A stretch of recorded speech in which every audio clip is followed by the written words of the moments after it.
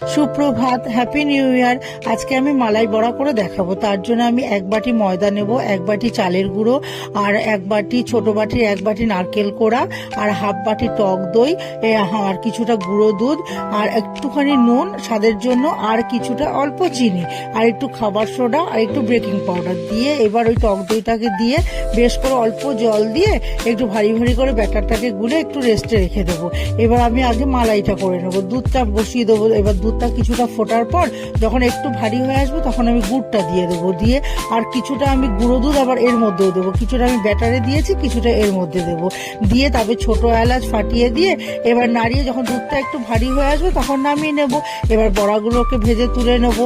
এবার বড়াগুলো ভেজে তুলে নিয়ে প্লেটে সাজিয়ে তার উপরে মালাইয়ের দুধটা আমি ঢেলে দেবো। দিয়ে তারপরে সাজিয়ে পরিবেশন করব। তাহলেই তৈরি হয়ে যাবে আমার মালাই বড়া।